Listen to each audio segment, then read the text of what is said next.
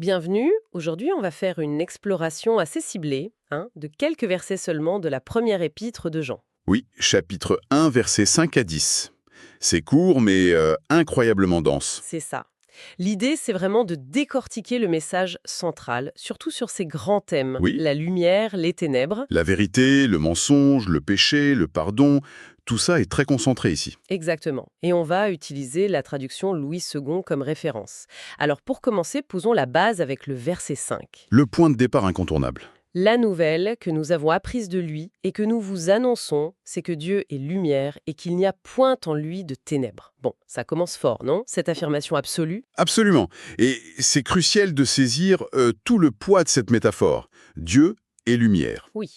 Dans ce contexte, la lumière, ce n'est pas juste l'absence d'obscurité physique. Ça représente la pureté parfaite, la vérité. La sainteté divine, c'est ça, hein? Voilà, la sainteté, la connaissance, la vie même, c'est vraiment la nature essentielle de Dieu qui est décrite. Et il renforce ça immédiatement en disant il n'y a point en lui de ténèbres. Exactement. C'est l'autre face de la pièce. Les ténèbres, c'est tout l'opposé. Hmm. Le péché, le mensonge, l'ignorance morale, le mal. L'absence de Dieu, finalement. En quelque sorte, oui. L'auteur pose un contraste radical, une incompatibilité totale. Pas de zone grise, pas d'ambiguïté. C'est cet absolu qui va, structurer toute la suite de l'argumentation. C'est vrai que cet absolu interpelle. Si Dieu est cette lumière parfaite, pure, ça doit avoir des conséquences, non? Des implications pratiques pour ceux qui disent je suis en relation avec lui. Forcément. Et c'est là où l'auteur nous emmène, justement, avec les versets 6 et 7. Il établit un contraste très très net. Oui, alors le verset 6, c'est un avertissement.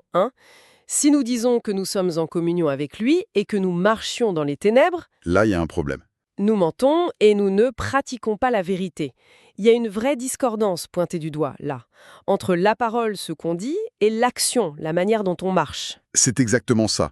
C'est une question de cohérence fondamentale. Et cette image marcher dans les ténèbres, Elle est forte, oui. c'est pas juste un petit écart, un péché isolé.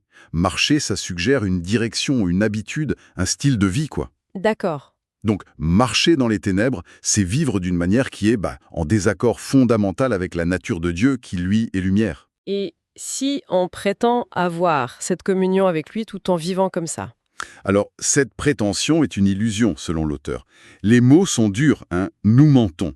C'est pas juste une erreur, c'est un mensonge. Et même, nous ne pratiquons pas la vérité. La vérité comme quelque chose à vivre, pas juste à croire. Tout à fait. C'est une dénonciation assez claire de l'hypocrisie, ou en tout cas, d'une illusion sur sa propre spiritualité. C'est un premier test, on pourrait dire, un test d'authenticité. C'est un test assez exigeant. Mais heureusement, le texte ne s'arrête pas là, à la dénonciation. Il y a l'alternative, la voie positive, c'est le verset 7. Oui, le pendant lumineux du verset 6. Mais si nous marchons dans la lumière, comme il est lui-même dans la lumière, nous sommes mutuellement en communion. Voilà la condition. Et le sang de Jésus, son Fils, nous purifie de tout péché. Là, on voit les conséquences positives d'une vie alignée. Tout à fait. Marcher dans la lumière, c'est la condition pour cette communion authentique. Et j'aime bien ce mutuellement en communion. Ah oui. Ça suggère que ça ne restaure pas seulement la relation avec Dieu, la relation verticale, mais aussi les relations horizontales entre ceux qui partagent cette marche. D'accord, la communauté. Oui. Et la référence est claire. Marcher comme il, Dieu, est lui-même dans la lumière. Il y a une idée d'imitation, de conformité, de chercher à refléter cette nature divine. Même si c'est imparfait, j'imagine. Bien sûr, mais c'est la direction. Et c'est là qu'intervient cette affirmation théologique majeure. Et le sang de Jésus son Fils nous purifie de tout péché. C'est intéressant comment c'est lié. Oui. Et ce qui est fascinant, c'est que la purification, ici, elle ne semble pas être une condition avant de marcher dans la lumière. Ah, c'est plutôt une conséquence. Non, on dirait plutôt un effet continu, une grâce qui accompagne celui qui marche dans la lumière, une purification rendue possible par le sacrifice de Christ, le sang de Jésus. C'est comme une dynamique. La grâce soutient l'effort de cohérence. D'accord, je vois. Donc, on a cette opposition claire. Prétendre sans pratiquer, c'est le mensonge. Pratiquer, marcher dans la lumière, ça ouvre à la communion et à cette purification continue. C'est ça. Mais l'auteur, on dirait qu'il anticipe un autre problème, peut-être plus subtil. Après avoir parlé de ceux qui marchent carrément dans les ténèbres, il parle de ceux qui, peut-être, se pensent dans la lumière, mais n'y avoir du péché en eux. Oui, c'est l'autre écueil. C'est ce qu'on trouve au verset 8 et 10. Le 8 dit « Si nous disons que nous n'avons pas de péché, nous nous séduisons nous-mêmes et la vérité n'est point en nous. » Là, l'accent est mis sur l'aveuglement, l'auto-illusion. Hmm. Et puis le verset 10, qui est encore plus grave en quelque sorte, « Si nous disons que nous n'avons pas péché, nous le faisons menteur, et sa parole n'est point en nous. » Là, ça devient très sérieux. Extrêmement sérieux. Ces deux versets, ils encadrent le verset 9 sur la confession. Ils martèlent un point essentiel. Reconnaître la réalité du péché, c'est indispensable. Même pour les croyants engagés qui essaient de marcher dans la lumière. Et il utilise « nous », il s'inclut dedans. Oui, c'est important. Il parle à la communauté dont il fait partie. Alors, dire « nous n'avons pas de péché », verset 8, c'est nier la racine du mal en nous, notre tendance à fauter. Et c'est décrit comme une autotromperie. Nous nous séduisons nous-mêmes. Avec la conséquence que la vérité n'est point en nous. Exactement. Ce qui suggère que l'humilité de reconnaître sa propre faiblesse est une condition nécessaire pour que la vérité de Dieu puisse vraiment nous habiter. Et le verset 10 va encore plus loin. Oui, là on parle d'actes concrets. Nier avoir commis des péchés, nous n'avons pas péché, ça revient à contredire Dieu lui-même, nous le faisons menteur. C'est très fort. Pourquoi? Qu'est-ce que ça implique? Parce que la révélation divine, sa parole, que ce soit l'enseignement de Jésus, les Écritures, le témoignage des apôtres, tout ça atteste de notre condition humaine marquée par le péché et du besoin de rédemption. Donc, nier ça, c'est rejeter ce que Dieu dit de nous. En plein ça, c'est rejeter une partie fondamentale de son message sur nous et sur son plan. Donc l'honnêteté radicale, la lucidité sur soi-même, c'est présenté comme une vertu spirituelle clé. Mais alors cette insistance sur le péché, même pour le croyant, ça pourrait sembler décourageant, non?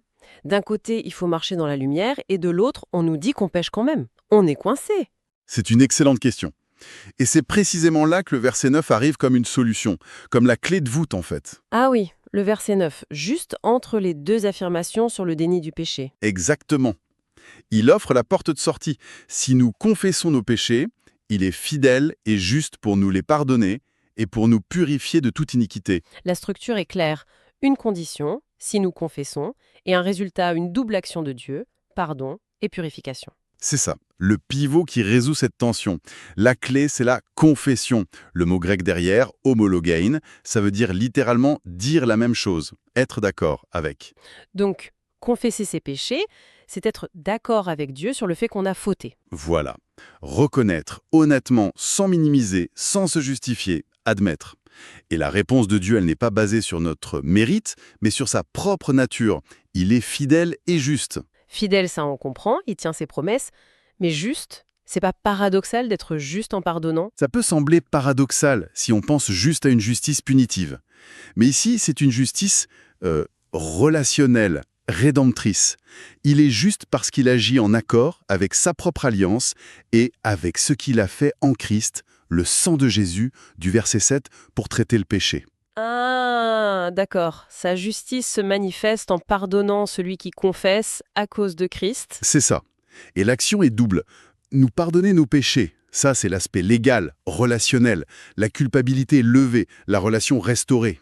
Et l'autre aspect? Et nous purifier de toute iniquité. Ça, c'est plus la dimension morale, intérieure. Une œuvre de transformation, un nettoyage progressif du cœur, de la vie. Ce verset 9, c'est une immense source d'espoir face au réalisme des autres versets. C'est vrai que ça remet tout en perspective. Si on essaye de résumer le fil, Dieu est lumière absolue. Oui, Donc, relation authentique égale marcher dans cette lumière, pas juste le dire. d'accord. Cohérence. Cette marche s'accompagne de la purification par Christ. Mhm. Mais cette marche n'élimine pas notre tendance au péché.